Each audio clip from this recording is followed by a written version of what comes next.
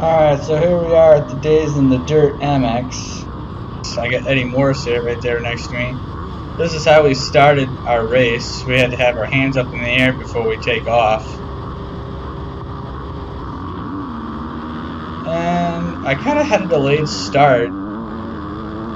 Like, really bad. That was a bad start, but for some reason I cut up in the front right here. Oh, I dang near clipped that guy's back end, and this track was rough. There were holes and places where you don't want a hole. Like right here, there were right there on the inside. Someone dang near flipped over the handlebars, and by someone I mean me. So, about this race, I was on my 250, not my 450, for some good reasons too. I had a pretty good jump. I mean, I didn't think I'd be out in front right at the get-go, but then again, I needed that. I needed that little bit of a handicap to get myself prepared for more outdoor racing. Kind of giving the look around. I kind of lost a little control right there. Trying a little overpressured. Maybe I was like, okay, I'm gonna regroup. I got 40 minutes. I got 40 minutes to think here, so I got plenty of time to catch up. There are going to be a lot of slow areas where these guys I know will go slow in, where I kind of just keep going and don't slow down, like right there. And then right here we go right up to the barn. Or actually, this is where the horses go. It's like the horse cattle area. And we kind of go through here, wide open, except me. This is cement. I don't trust cement. Come on back out. Do a little righty, do a little lefty loop. And then if you want to wheelie, you wheelie through this. You just jump on into the jump there. Big whoops right here. Like, not just whoops, they're just breaker bumps, and really bad breaker bumps. I kind of missed a corner right there. Forgot that corner was there. And then you turn right here, you go down a hill. And this is a real tight S loop going on, real powdery sand. This rider right here slowed down like I thought he would. And I only had one parade lap on this track. I had no idea prior to this what the track was like. Just one parade lap. Very sandy, very dusty, I should say. It's not even sand, it's just dust. And right here, right there, I hit a brick. Carelessly left out by the track maintenance crew. Whoever thought, I'm pretty sure that brick was there when they groomed the track. And here I am struggling in the dust bowl. And the dust was so thick, I actually did not see the brick until it was too late. So, I get going. I kind of cut the track a little bit, but I didn't care at that point. Wasn't that much of a cut.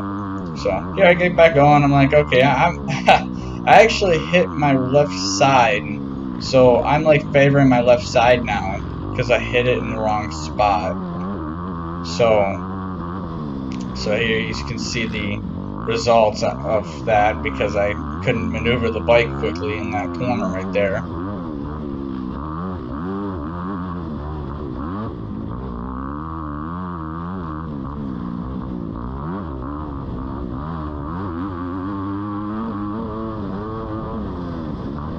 Like, this is just the type of track I needed.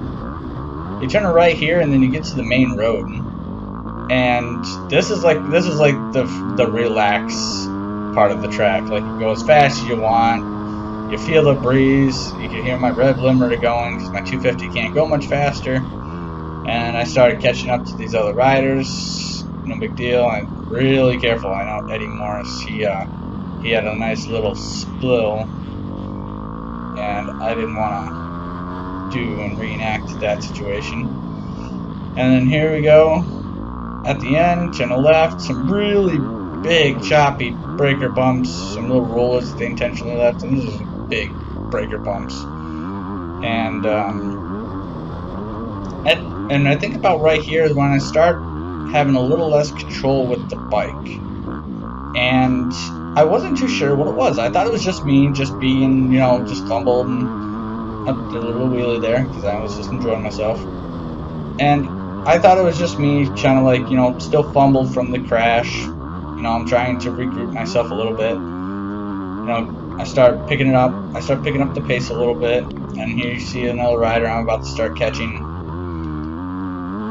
and I'm starting to get my flow back. And like I said, these riders, I'm 100 to 1 for sure. These riders were here, yes, on not yesterday, but what I mean by as practice on Friday, which I did not. I was working. I kind of had to because I took off last weekend. So here we go. That was one lap actually. That was 5 minutes that it took for me to get around the lap. Some riders it was taking like 5 minutes. It took me about 5 and 15, or no, 5 minutes because I crashed. So I was on a good pace. I think my lap time could have been on like a 4:30 if I had not crashed. So pretty good time. So I'm starting to catch up to this next rider. I'm taking it easy, not really easy, but I'm pacing myself. I still got 35 minutes left, and I'm already starting to catch these riders. So I started feeling good, starting to feel a little bit more relaxed, and right about here is when I edited the video. I have myself on fast forward mode because this is a 40-minute video, so I'm gonna have to cut short on this. So you'll see it in right here. You saw the brick right there. It's still there. That was a really bad mistake by the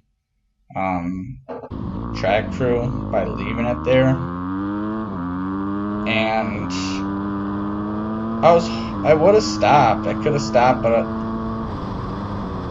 don't know. I didn't.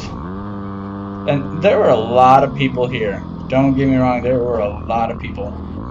And taking photography, taking videos, and there were some people doing wheelies all the time, getting a good action. Like right here. I'm starting to catch up to this rider. And actually this rider, the next rider, I'm catching this one ahead of me, and then I think the next rider, yep, that's Eddie. That is Eddie. He thought he needed some camera time, so he got some camera time. Bye, Eddie. But I think he had a problem too. I think he had gotten a flat. So bumpski for him, because what you're about to see is what you're about to witness, something that doesn't usually happen for me. But that brick actually cost me my race. Because here you see I stopped and I check and see my rear wheel, and it's flat, and that was because of that brick. So here you go. I'm gonna put a fast forward on this, and I actually trying to figure out how to get off the track because I just got past the finish line. Trying to find, I know my little way around, like right through here. Like I'm parked right real close to the track, so I go through here, little step by step, going through. Get back to my truck, van, and here you see I'm now struggling to get my other bike out. That is the 450, and yeah, I had a couple little struggles trying to get it out, and then I had to do a transponder change, which I had some struggling going on with that too. So, but I ended up going all the way back to my van, get the 450 out of the van, get the transponder changed, start the bike, and get back onto the track and continue racing. That is what happened in a very, very small nutshell. And here you can see I get back on. I think that took me about 5 minutes. That incident cost me 5 minutes, so at this point there was no point in me continuing. I just wanted to finish my race. I spent $75 to do this race, and I was going to finish it. I didn't care. So, and this rider right here, he's yelling at me, get out of the way. I'm like, oh, you go, buddy. I don't care. I just got back on the track with another bike. I'm not going to try and challenge anyone. I just want to just continue my race. So I didn't really care what was going on. I just wanted to savor. I was exhausted already from the crash and having to go back, struggling to get my 450 out of the van. that took a lot of energy, not gonna lie. And a 450 is not what I didn't ride the 450 because not because of the tire. It's just a bigger bike that was unnecessary to ride for this type of race. So here I am going. I'm gonna be skipping through right here. Somewhere along there, I'm gonna skip that video right here. I just want to do just a little of the show. I want to do a little wheelie too. Just enjoying the ride. Yeah, pop a little wheel, just a little bit, just to give some people a little bit of video. You know, just to enjoy the fun. And there were a lot of people. There's no question about it. That how many people there were at this race. There were a lot of people, and you got to thank probably Travis Pastrana for bringing so many people out, which is awesome. I've met him probably, I think that was my 4th time I've actually shook his hand. So that's pretty cool. And then you got Craig Bigelow on the sideline rooting me on. He didn't know I actually changed my bike. I thought he knew. My number plates are white now, not black. So I start, okay, I only had some bursts, some fast bursts, only a few though, at this point, because I was pretty tired. I just like, this is right before the last lap, so I'm just savoring it. I'm in survival mode. This is basically survival mode. And the track was gnarly. I had not ridden a track like that since High Point of 2019. Very rough. And then here you go on the pavement again. Do a little wheelie.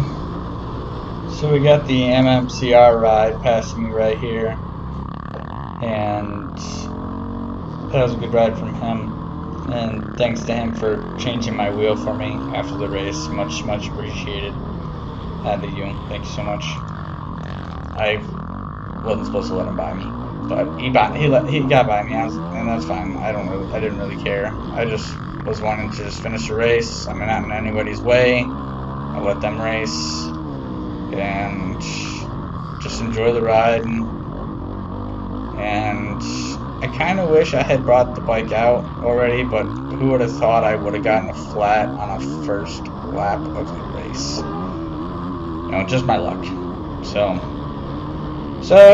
that's pretty much about it on this video. Today's Days in the Dirt MX. Because I had a really strong start. I was in 4th, about to get 3rd, and I could have done good in this race. But luck happens, I guess. I don't know. Sometimes I have some really bad days, and some days when I don't have bad days, I end up getting some really bad luck. So here's the finish line, and hope you all enjoyed. I will be posting a nice picture of what they got from me during the race. So thank you for watching, and have a good day.